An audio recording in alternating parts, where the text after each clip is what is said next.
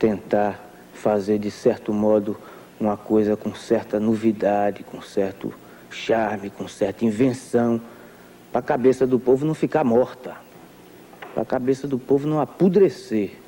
Nós todos, compositores aqui de São Paulo e do Brasil, somos mulheres com peitos enormes para a periferia mamar, para o Brasil mamar. Somos alimento, esse alimento chamado informação, sem o qual o povo tem a morte mais desgraçada que pode. Antes a morte da fome da comida do que a morte da falta de informação.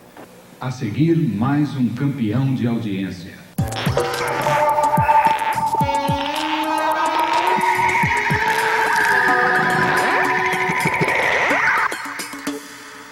A seguir, mais um campeão de audiência.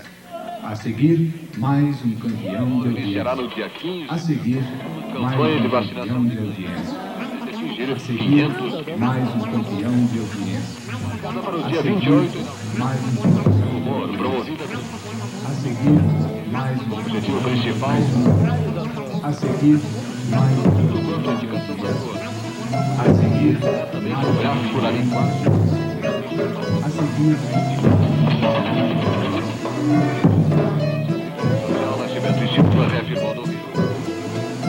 A orquestra de Ré está na mão dele, ele vai tocar daqui a pouco. Que foi o que apareceu no mercado, na indústria eletrônica, como o sample. Isso é curioso, né? O Brasil podia ter inventado o sample. Eu não tive a oportunidade de lançar esse instrumento em 1978. O sample foi inventado em 80, 88.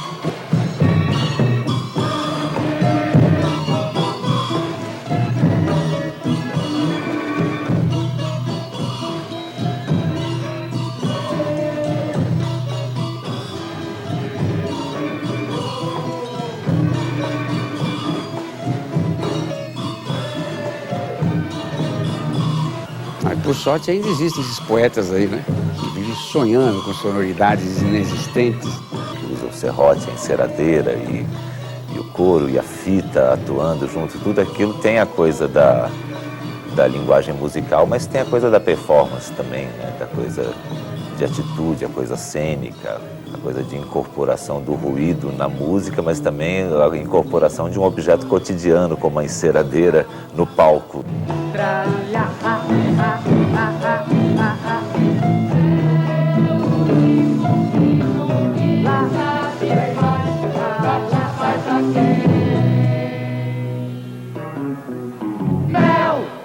Mel com o caldo das feridas.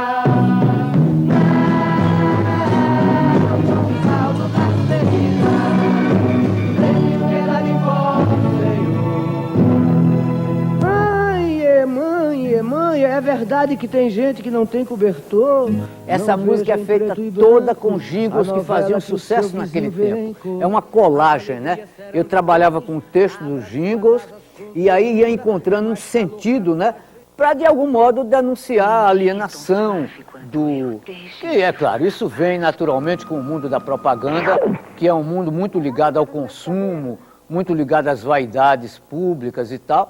As alegrias serão de todos, abra suas asas com ternura. É mais calor para sua gente, inverno quente é para a minoria inteligente.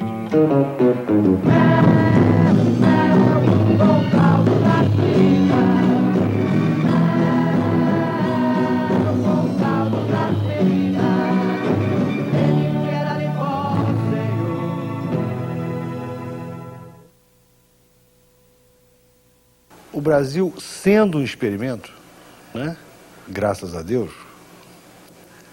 tende a ter espaço e obrigação de experimentar o tempo inteiro. A música brasileira tem vocação para tudo.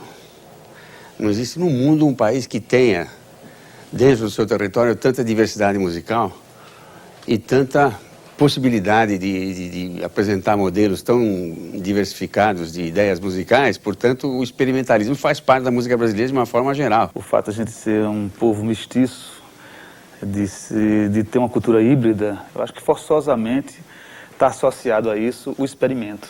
É uma coisa do continente americano, sabe? Onde você tem menos tradição, Então você se sente um pouco mais solto, né? Você pode experimentar mais. O latino gosta mais da melodia, né? Bobeou, solta o latino, ele sai cantando, sai assobiando, sai cantando melodias, né? Mas existe, como existe uma influência africana muito grande no Brasil, onde a percussão incutiu na cabeça das pessoas uma infinidade de ritmos diversificados, então o ritmo acabou trazendo uma grande quantidade de componentes que se realizam através da instrumentalidade, né? Ou seja, as pessoas tocando instrumentos diferentes, elas podem realizar esses mods que elas têm na cabeça de ritmos diversos, né? Então a gente vê que, em consequência disso, a música brasileira ficou muito variada. O Brasil, como tem uma música popular muito sofisticada, em termos não só rítmicos, como até uma tradição de letra mesmo, a tradição de texto da música popular brasileira, tem uma sofisticação muito especial dentro da música popular do mundo, né? E pela coisa musical ser já muito híbrida, pela nossa própria formação cultural, né? Que envolve vários elementos, né? A África, os índios, os europeus, né? A música oriental, tudo isso vai entrando de alguma forma e compondo um produto que tem muitas ancestralidades diferentes, né?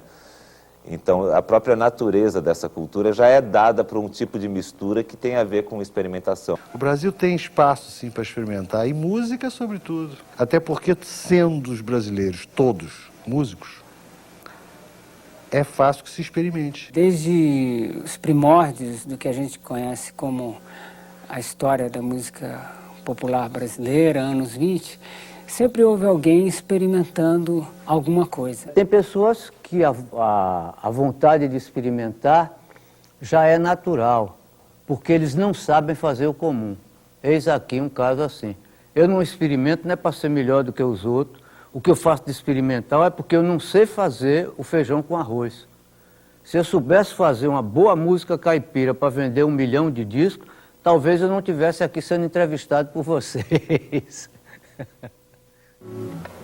A Brigitte Bardot está se desmanchando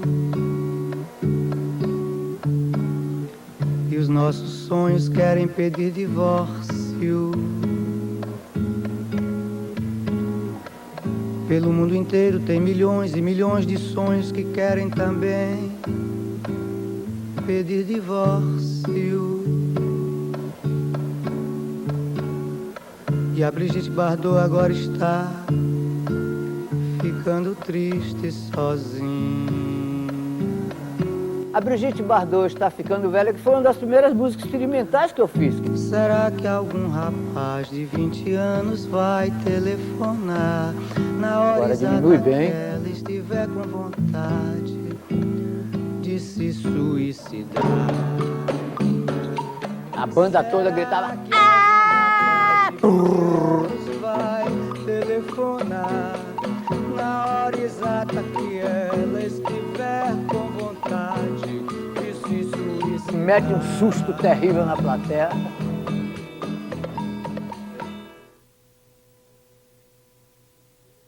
O que eu sei é que a gente tem músicas acontecendo no Brasil diferentes há muito tempo e continua tendo. Eu acho que cada geração irrequieta é sobrepujada por uma nova geração irrequietíssima. O próprio Pixinguinha, com os 8 Batutas nos anos 20, o que eles fizeram, o que eles deixaram, foi fruto de algum espírito experimental. O Carlos Gomes, para mim, é um dos primeiros grandes criadores da MPB, o que eu chamo de MPB, música predatória brasileira. Eu acho que foi um grande predador. Na segunda metade do século XX foi a Bossa Nova, evidentemente, que transformou todo aquele bolerismo melodoloroso e trágico que era a música do Ninguém Me Ama, Ninguém Me Quer dos anos 50, na mais sofisticada e mais preciosística música de câmara que já se fez, que era a Bossa Nova. Se você insiste em classificar... A sofisticação harmônica a que se chegou tinha coisas que eram muito novas e E poderia se chamar de experimentais nesse sentido da exploração, né, timbrística, a coisa do João Gilberto, a forma como ele divide as sílabas em cima do canto, tudo isso eu vejo um grau de experimentação de linguagem que é muito sofisticado, que é muito único, né? Em 1958, no dia que quando apareceu a Bossa Nova, eu tinha 22 anos. E foi realmente a loucura da minha juventude, a loucura do Brasil. O Brasil, naquele momento, era o país do futuro. Tinha Juscelino Kubitschek, tinha Brasília, tinha artes plásticas, tinha uma coisa correndo junto. A gente tinha ganhado 58 e 62. No dia que a Bossa Nova pariu o Brasil, porque a Bossa Nova realmente inventou o Brasil. O Brasil não existia. Nós éramos um negócio na periferia do planeta que ninguém sabia o que era. Em 1958, o mundo todo sabia o que era o Brasil por causa da Bossa Nova. O João Araújo levava para a reunião dos produtores da Odeon, que estavam tentando ver a tendência, o que é que o Brasil iria apresentar e tal. Levava toda a reunião um disco do João Gilberto cantando. Quando ele pedia para tocar, um amigo dele dizia assim: João, lá vem você com esse cantor ventríloco aí. João Gilberto não era conhecido, aquele tipo de voz não era uma coisa possível no Brasil daquele tempo. Cantar era chegar assim e dizer lá, lá, lá, lá, lá, lá, estourou o som aí, não. Mas como é, esse cara pode cantar com essa vozinha de nada? Isso não é um cantor. Muito legal, né? E você vê que isso teve um momento que isso era extremamente ousado, né? Hoje é até engraçado a gente perceber a ousadia disso, mas é lógico que era muito ousado. Um cara que quase não cantava e quase não articulava. Era o maior cantor. A revolução João Gilbertiana é de uma profundidade, de uma amplitude incomparáveis. Esse é um experimentalismo maravilhoso, né? Enquanto o microfone dele tá parado, eu fico calado. Depois eu não falo mais nada. Viu? Cadê? Ah, chegou. Obrigado. Din, din, din, din, din, din, din. Olha que coisa mais linda, mais cheia de graça.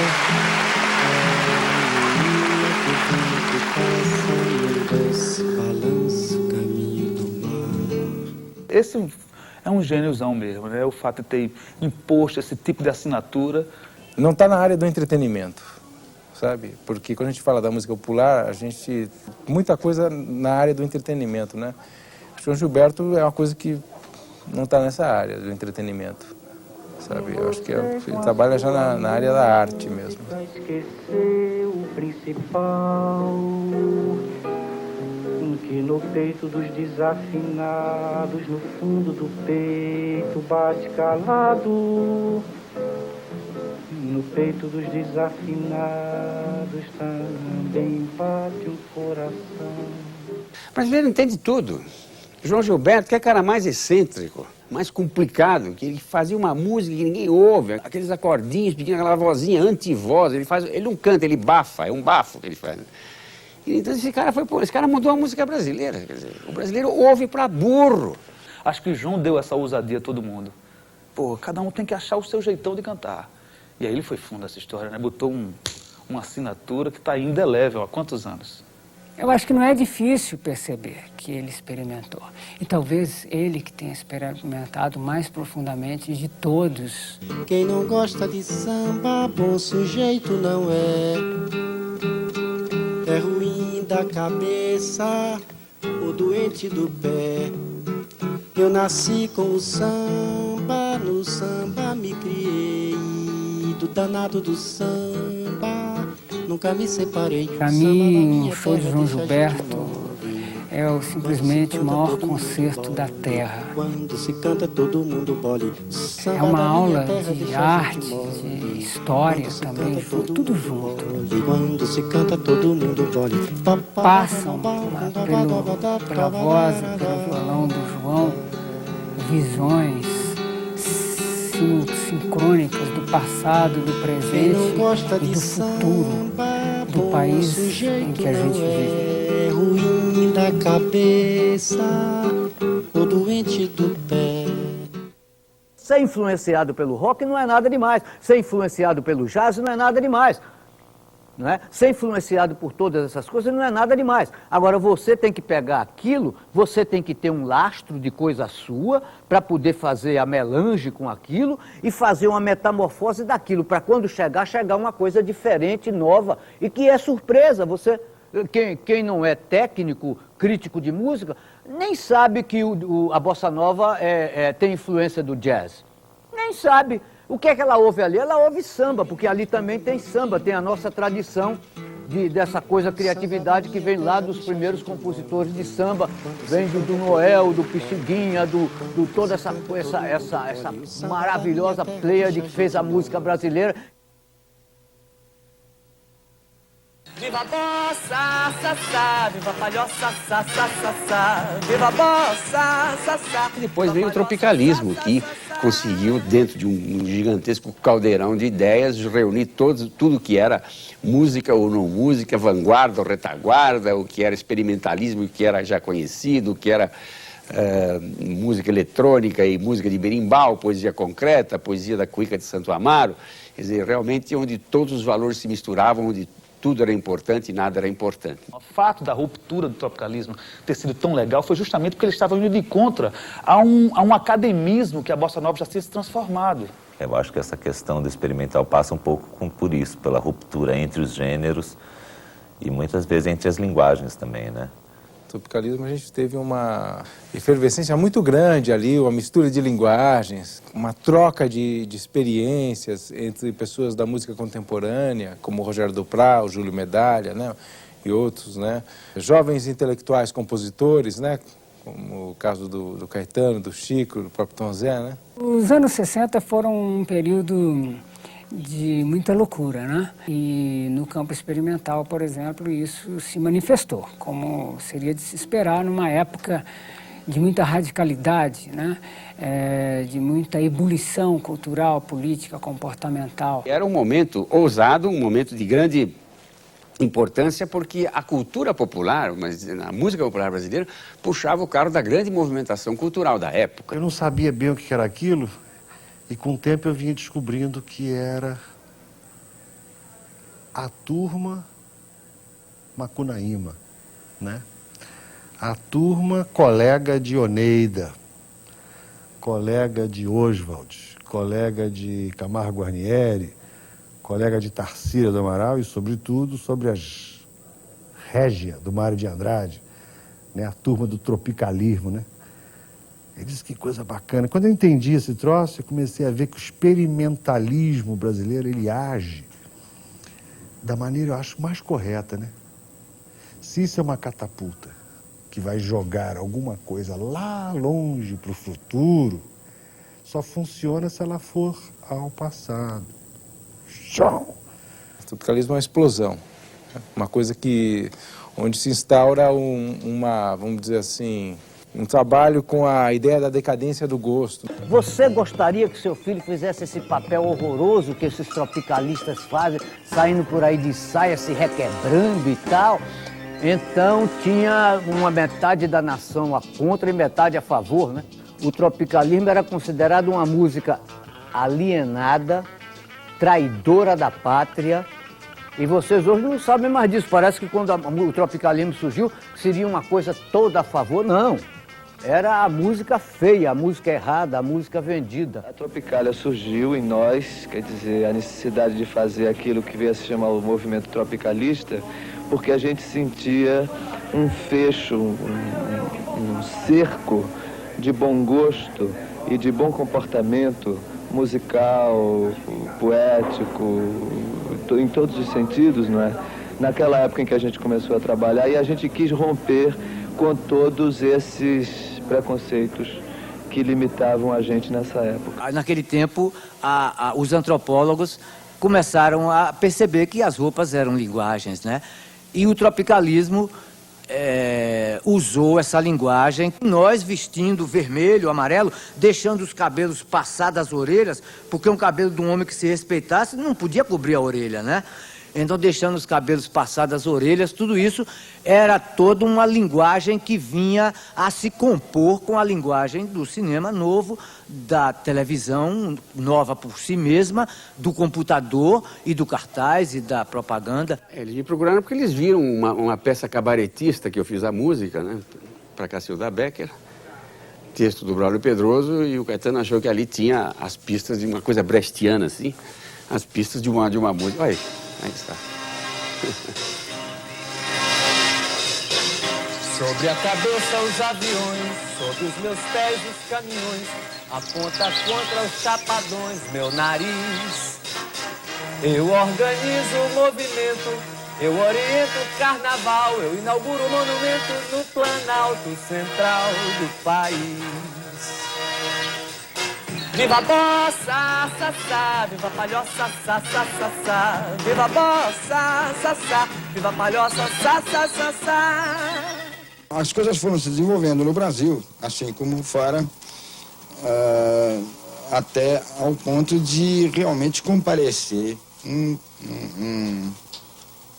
uma nova visão mesmo das coisas, uma contestação mais séria, mais... A gente teve vontade de negar em nós uma relação pouco saudável com a bossa nova.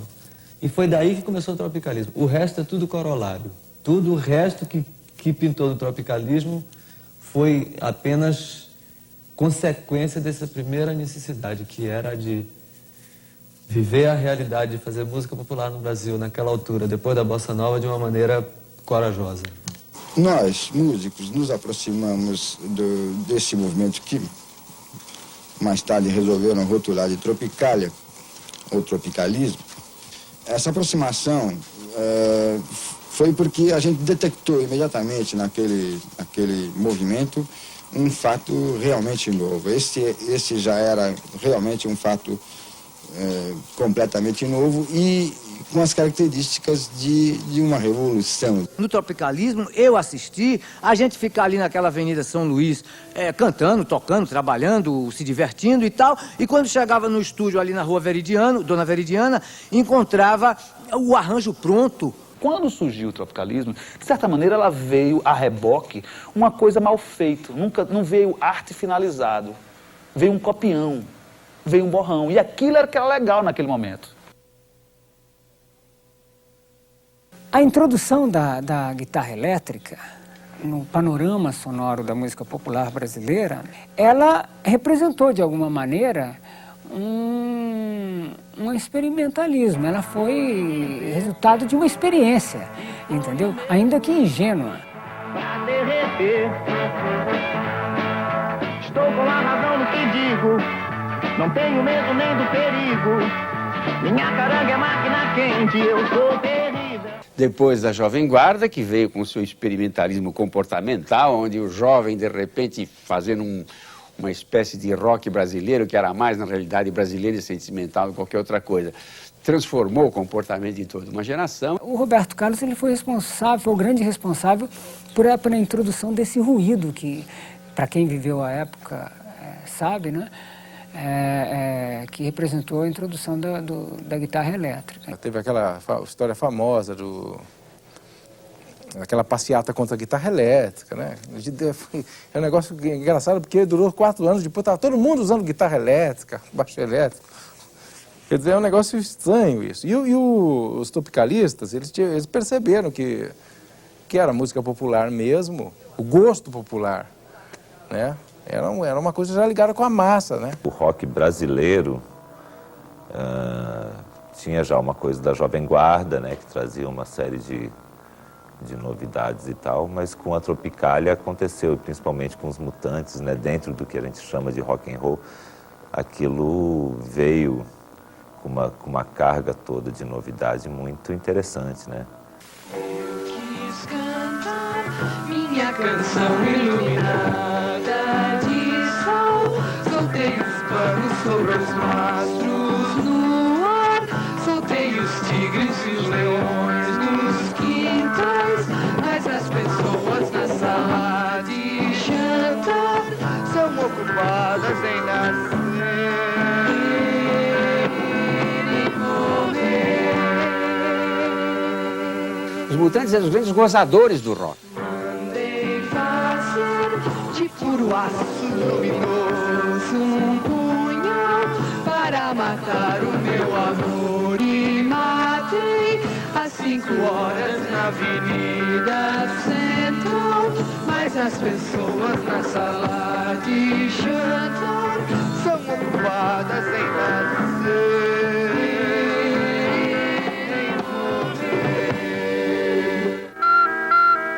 Hoje eu vou fugir de casa, vou levar a mala cheia de ilusão. Vou deixar alguma coisa velha esparramada toda pelo chão. Eles não tocavam rock, eles faziam um rock sobre o rock. Eles se divertiam com o rock, né? Esses realmente eram os grandes gênios do rock da época. Vultos altos e baixos que me assustavam só em olhar. Pra onde eu vou? Então isso é uma música que é ousada, tem um experimentalismo total, mas tem um quê de chiclete, pega, entendeu, bicho? Tem uma coisa popular na canção, né? Porque a gente não deve associar experimentalismo com vanguarda, não. Acho que você pode experimentar outras coisas e ter um produto comerciável. Pra onde eu vou? Venha também. Eu adolescente, assim, as coisas que eu escutava sem nenhum conflito, assim, entre MPB e rock, essa coisa que passaram a, né, separar e tudo isso. Para mim, eu ouvia com o mesmo espírito que eu ouvia Jimi Hendrix, Stones, Beatles, eu ouvia Caetano, Gilton, Zé, Mutantes. Isso era, para mim, era o rock and roll da época também. Existe João, existe Tchau, existe, apesar de tudo muito leve, apesar de muito tudo leve, apesar de tudo muito leve. Tem nessa cabeça, saiba que ela pode, cabeça, pode, cabeça explode. E aí está o Walter Franco também, cujo arranjo da música Cabeça eu fiz, e que trouxe esse tipo de contribuição, prolongando a ideia tropicalista e de uma forma ainda mais ousada do que o Caetano Veloso. Tem uma coisa muito interessante do Walter, que é, ele inseriu vários procedimentos ali que eu acho que tem um território muito fértil, assim, a ser desenvolvido a partir de alguns procedimentos que ele inseriu e que ele mesmo não desenvolveu tanto, né? Que é o uso de vozes simultâneas, por exemplo, em músicas como Cabeça, como Muito Tudo, ou o uso daquele canto quase que, em vez de usar como estrutura mínima a palavra, usa a sílaba, né? Então, fragmentando as sílabas, e a coisa do canto que tende ao silêncio, né? Leve. Sabor de quê? Nos anos 80 nasceu já outra vez a instrumentalidade, com Arrigo Barnabé, com Itamar Assunção, aqueles grupos paulistas maravilhosos. Sabor de quê? Nossa, isso foi terrível, viu? Era difícil. Não sei se ela veio da lua ou se veio de Marte me capturar. Era difícil encarar essa plateia. A plateia era muito agressiva. Quando ela me beija, eu sinto Papel cinzeiro chegaram a jogar. É um negócio esquisito. Sabor de veneno. Sabor de veneno. O público teve que pensar. Ele não gosta de pensar. Toda vez que ele tem que pensar, ele reage mal. Mas tudo bem, eles se divertiram bastante. O Arrigo apareceu da mistura de informações. Ele é um cara de formação de música erudita, ele estudou piano, toca muito bem piano, conhece tudo, conhece música contemporânea, sabe tudo que se fez em termos de música no século XX. Meu estilo mais característico, né, aquilo que eu contribuo mesmo para a música popular brasileira, né, para a música brasileira, que é a coisa de misturar o dodecafonismo, o atonalismo com a música popular, de uma forma meio polifônica. Ele tem que fazer uma metamorfose entre o dodecafonismo da escola de Viena e a coisa que ele toca para nosso público comum, senão o nosso público vai dar as costas a ele e vai embora.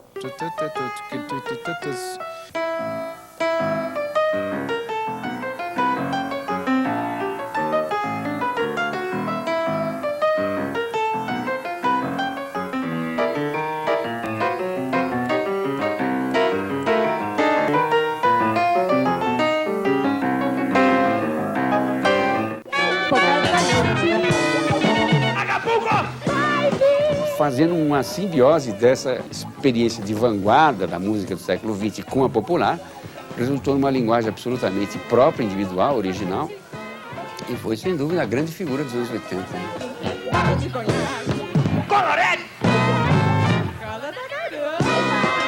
Eu fiquei espantado. Eu lembro quando eu coloquei 4 músicas do festival da TV Cultura. E eu fiquei espantado quando o público gostou. Quer dizer, tinha uma parte que não gostava, mas tinha uma parte que gostava muito, né? Então dava pra gente perceber que existia uma carência desse tipo de coisa, né? Um negócio mais urbano. Naquela época a gente... o trabalho era... Todo mundo fazia canção de amor, coisas meio ligadas ao campo.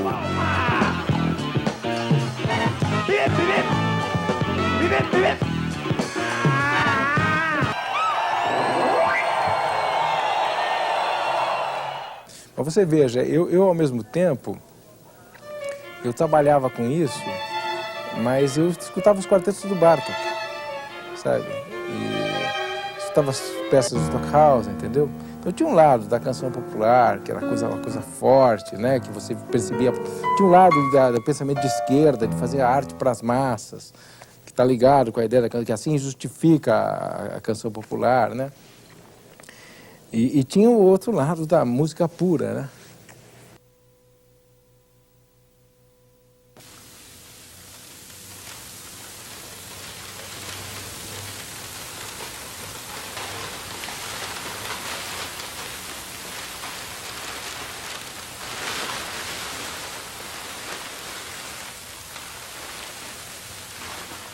Tudo é intuitivo, naturalmente, basicamente intuitivo, e também é experiência. Pois é, isso que o professor Kallreuter falou, né? Da intuição. A intuição é uma coisa espontânea, é uma coisa do ser humano, é uma coisa que não pode ser industrializada com a frieza de quem fabrica um parafuso, e é ela que faz com que a criatividade humana apresente soluções novas em termos de emoções, em termos de ideias musicais. E foi assim que Beethoven fez as suas músicas, assim que Gil e Caetano fizeram suas preciosidades. E a experiência só vale através da intuição, e a intuição se desenvolve só através da vivência.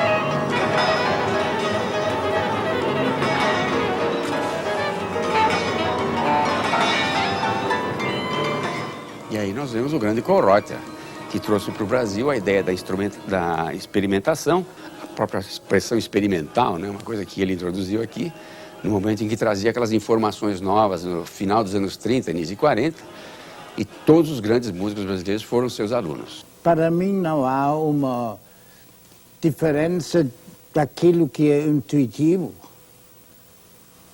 e daquilo que é resultado de uma experiência.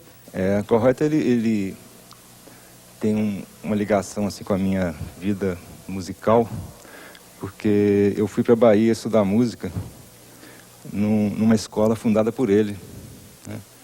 Quando ele chegou no Brasil, ele tinha projetos de criar escolas de música para um ensino mais avançado, né?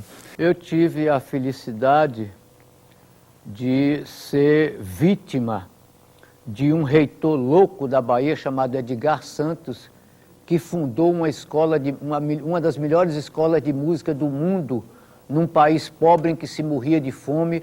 Nós tínhamos o direito de frequentar uma escola de música sofisticadíssima, sem nenhuma alienação romântica, objetivando abrir os horizontes dos alunos, e tudo isso foi o Kiko Reuter fundou na Bahia em 1954. Trouxeram da Europa mais de 20 músicos sobre o Kiko Reuter, que convidou esse pessoal. A Bahia era o grande centro da música instrumental brasileira e todos os grandes músicos brasileiros passaram por lá e foram lá que eles foram buscar essa ideia da inquietação musical. Aliás, Kiko Reuter já é um desrespeito. Já é um desrespeito a tudo que de establishment, ao gosto médio vigente, à censura da oficialidade. Walter Smetak, que tem a ligação com o Kiko Reuter, né? Kiko Reuter convidou o Smetak para ir para a Bahia. O Smetak era um suíço naturalizado brasileiro, né? Morou muitos anos no Brasil. Eu trabalhava junto com ele na Orquestra da Bahia, quando eu tocava violino. E ele era um grande violoncelista, tocava muito bem. Mas com o passar do tempo, a Bahia começou a mexer na cabeça dele, o velho enlouqueceu. E começou a criar sonoridades extraterrestres e criou toda uma linguagem instrumental absolutamente nova, seguramente original em todo mundo. E ele trabalhava nessa escola de música, na Universidade da Bahia. No porão da escola ele tinha a oficina dele. E eu lembro que quando eu cheguei lá, alguém me perguntou assim, você já viu aquele louco lá do porão? Eu falei, não. Eu falei assim, vai lá para você ver. E quando eu entrei na oficina dele pela primeira vez, mudou minha vida, né?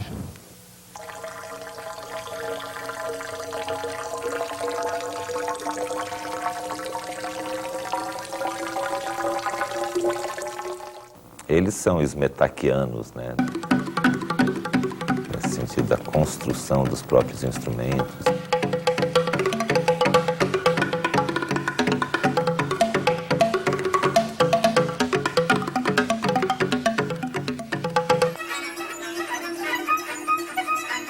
Da exploração das potencialidades, né, timbrísticas, microtonais, né, dos materiais, né. E olha, é uma referência mundial. Onde você chega, fala Brasil, nos centros acadêmicos, de intelectuais da música, o Acta é uma poderosa referência, cara. Teve uma convivência ali dos tropicalistas com a coisa do Smetak, o próprio Kiko Reuter chegou a ter contatos também com algumas áreas da música popular, assim como o Duprat, né, e o Júlio Medalha também. Então, esse convívio muitas vezes gera alguns atritos meio surpreendentes, né. Houve uma época em que eu pesquisava materiais, então eu tinha que ouvir o som de qualquer coisa, né, as pessoas brincavam assim, porque onde eu ia eu estava percutindo objetos, assim. E com isso, eu acho que eu desenvolvi uma espécie de um catálogo sonoro, mental, né? Que mais tarde eu pensava num determinado som, eu lembrava que tinha experimentado aquilo em tal objeto. Porque é um material muito rico, né? Percussão, por exemplo, é riquíssimo, não tem mais fim, né?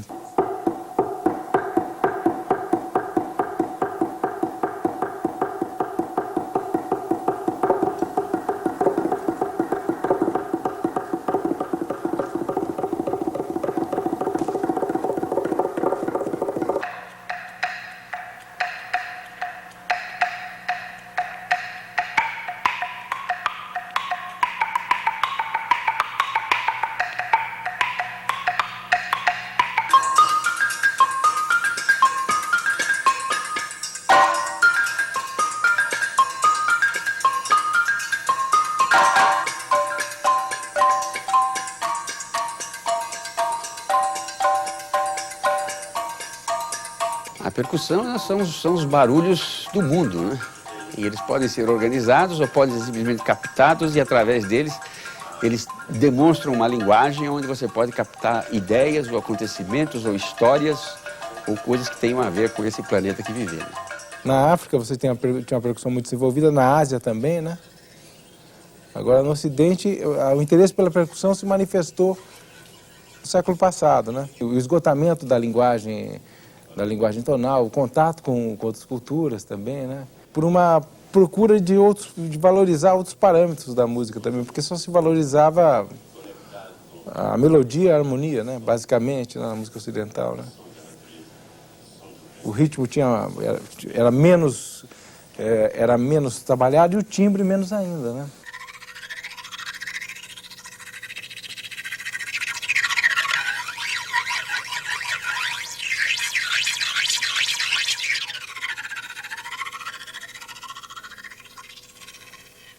Percussão não é só para fazer ritmo.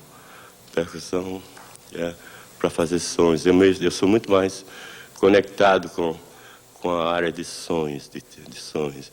Os sons da natureza, o som do vento, o som da selva, o som do rio, o som dos trovões. Interessado no som dos trovões. Isso é de uma dimensão. O que interessa é ficar parado, vendo a natureza reagir, e dentro disso vem um trovão. Quer dizer, é um sujeito que tem a contemplação, sabe? As coisas da natureza é uma forte, grande fonte de inspiração para o meu trabalho. Esse, por exemplo, é um dos caras que botou a percussão brasileira num universo diferente. Ele é um protagonista da percussão brasileira.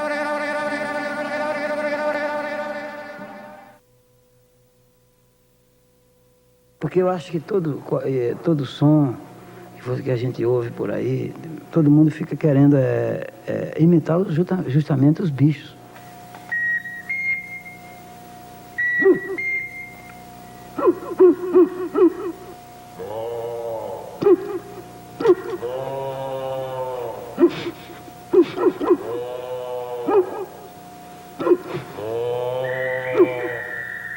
Eu me apoiei muito na roça, nos passarinhos, nos sapos, né? Nas coisas, nos índios, né? Eu me apoiei muito nisso e foi bom. Essa riqueza para mim, para minha criatividade, para minha música que eu faço hoje, que eu chamo de música universal, foi muito importante para mim e para o mundo.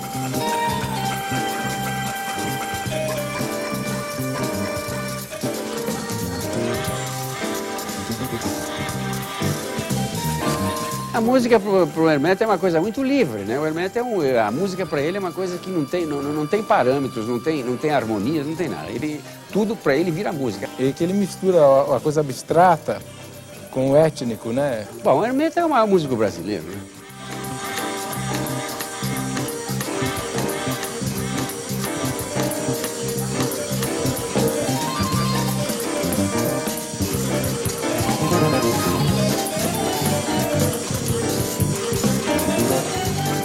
Músico nato, né? Aquela coisa de fazer música com qualquer coisa, assim. O Hermeto, se jogar uma cadeira no chão, só a música, né? É uma coisa impressionante. Ele é a própria música. Ele faz umas coisas que tá tocando uma música, tá tão bonita, de repente ele faz uns negócios lá que a gente não entende, Pascoal. O Zé Neto toca mais, sei lá, mais simples, mais não sei o quê, né? Só porque eu já entortava mesmo a harmonia, eu já nascia fazendo as coisas, sabe? É a cabeça de cada um, né?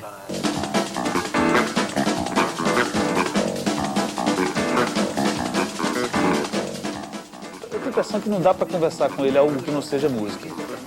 Porque toma todo o cérebro dele, ele vivencia isso.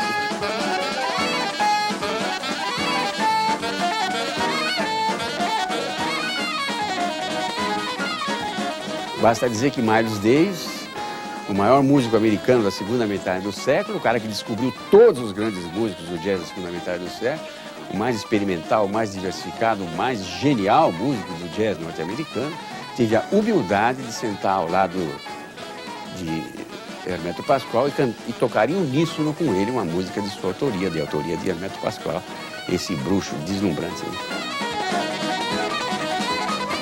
É uma música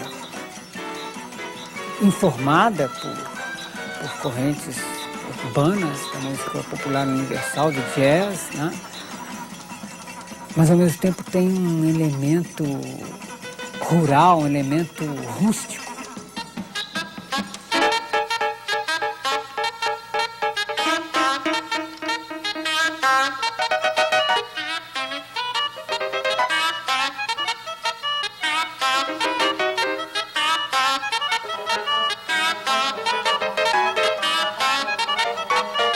Ele é o Brasil.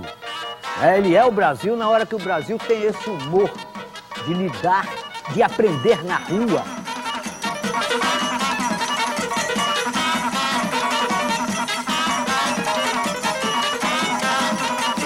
Estudar e tocar bem, para fazer bem feito o trabalho, para educar também a cabeça das pessoas.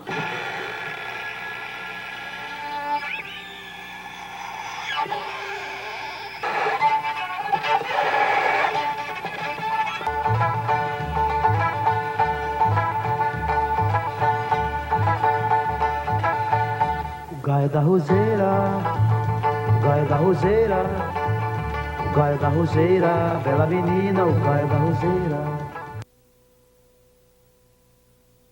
Acaba de chegar aqui uma pessoa que eu sou completamente apaixonada.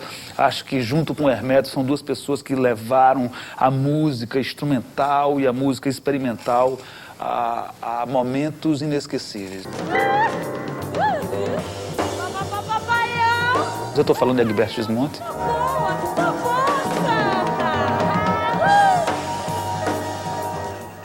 Olha esse circo aí, ó. Isso é lá em... como é que chama?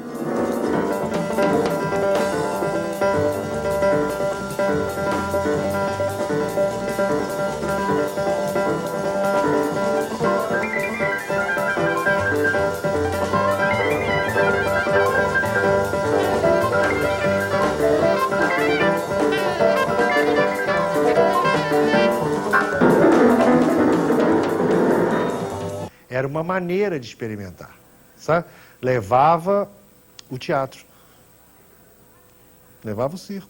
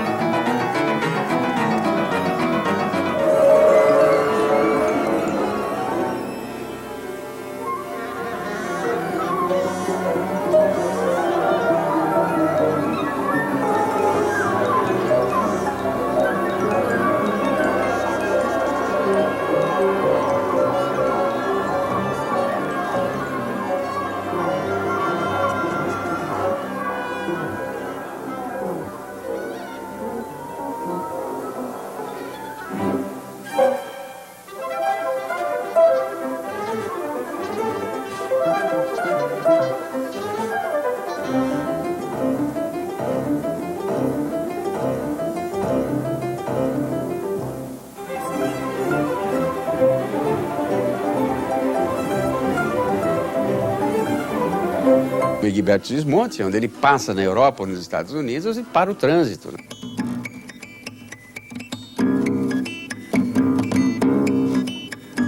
A quantidade de ideias que ele tem, um grande instrumentista, né? Seja como o violão, ou seja no piano também.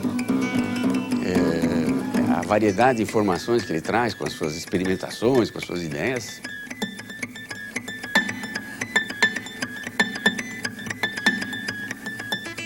Coisas que eu uso e faço muito, ter melodias rítmicas e ter coisas na mão esquerda nas cordas graves.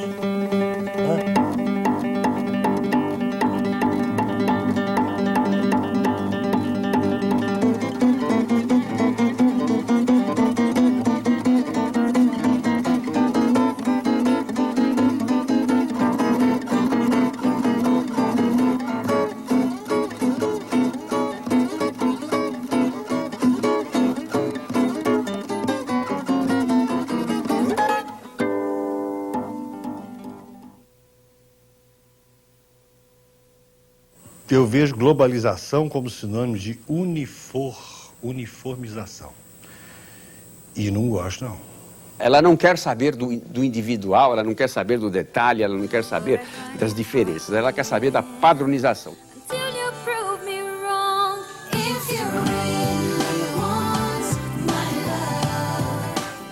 Eu não acredito em padronização, quer dizer, você igualar as diferenças. Eu acho que a circulação de informação, muito pelo contrário, vai alimentar mais o convívio entre as diferenças, preservando elas no que elas têm de mais essencial, né?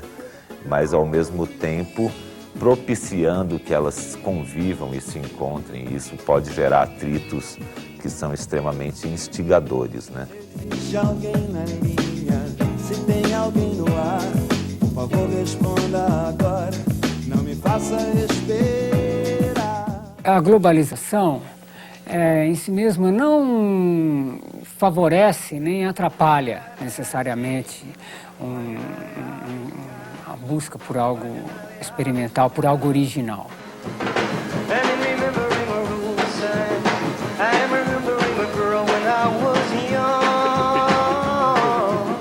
ela pode servir como uma fonte de dados, né? Dos quais o compositor pode se servir. Em todos os cantos, mas eu conheço o sistema, meu irmão. A circulação de informação é extremamente positiva para o espírito da experimentação, para o espírito da criação artística, ou da criação de ideias, ou da geração de renovações de comportamento e tudo isso. Brasil é o país do swing. Brasil, Brasil, Brasil é o país do swing. Então, a globalização pode ser ótima e tem sido uma porcaria. Aí é barra pesada, o mercado... A indústria só quer ganhar dinheiro. Ela quer ganhar dinheiro, não quer fazer mais nada. O importante é produzir muito, uma coisa que vem daqui, na China, no Japão, seja lá onde for, porque assim a máquina produz muita coisa. Eu não acho que tem um pensamento dela melhorar ou piorar. Ela melhora se ela dá mais lucro.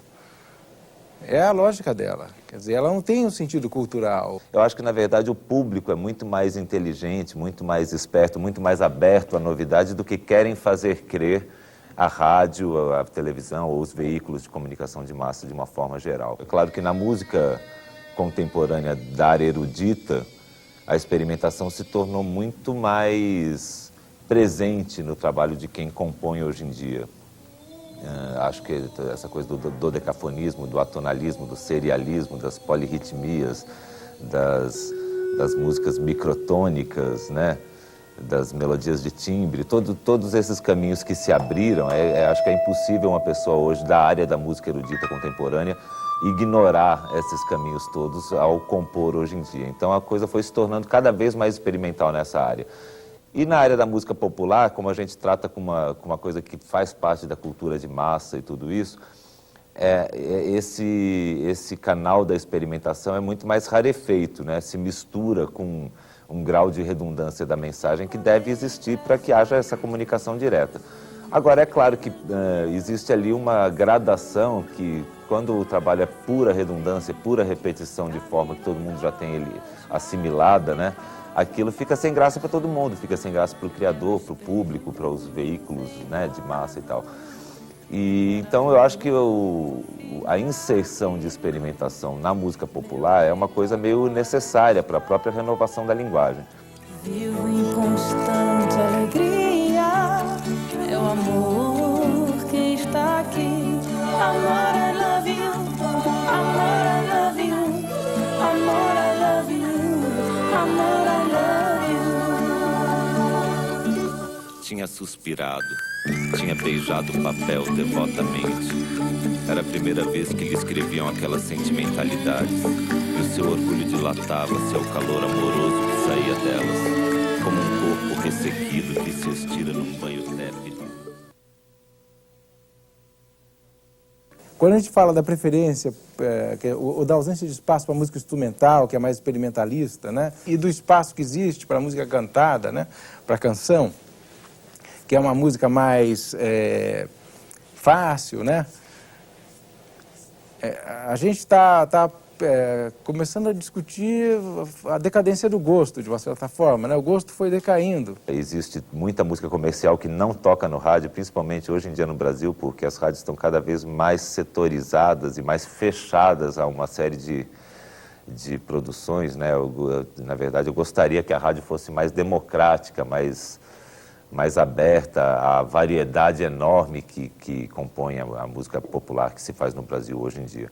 A Rádio Nacional tinha uma grande orquestra sinfônica, tinha 29 copistas sobre isso, imagina quanta cópia que se fazia, quantos arranjos que se faziam, grandes orquestras acompanhavam grandes vozes, músicos como Pixinguinha, Abel Ferreira na clarineta, Altamiro Carrilho, Baden Powell, Guilhermando Reis, são músicos que eram tão bons quanto os músicos das salas de concertos, tecnicamente não deixavam nada a dever aos Nelson Freires da vida, Chiquinho do acordeon, músicos absolutamente virtuosos, esses caras faziam parte da cultura popular, mesmo nos áureos tempos dos festivais, músicos que faziam uma cultura superior e sofisticada, e essa música estava em contato com o público diariamente. Isso já aconteceu no Brasil. Na época, o talento nascia naturalmente nas boates, nos bairros, em momentos, em locais absolutamente anônimos.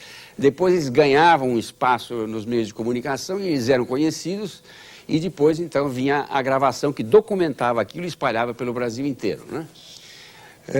Isso ainda aconteceu até o final dos anos 60. E, infelizmente, com o passar do tempo, as grandes gravadoras assumiram a responsabilidade dessa produção e como a máquina ficou grande demais, ficou tudo muito gigantesco e essa máquina precisa estar sempre aquecida e sempre vendendo e sempre produzindo sem parar, eles perderam a paciência de lidar com o talento e vamos inventar nós mesmos as nossas coisas. Em conclusão, resultou numa produção simplória, medíocre, que é uma coisa linear, uma coisa melódica, sem absolutamente nenhum talento, mas que tem uma certa produção, um certo melodismo, um invólucro bonito de instrumentações e de produção, e com isso, então, está se tornando a música brasileira uma coisa medíocre, mas bem acabada.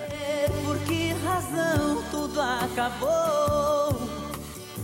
Eu tenho a impressão que a nossa cultura está cada vez mais carregada de um pensamento criativo que é publicitário, sabe?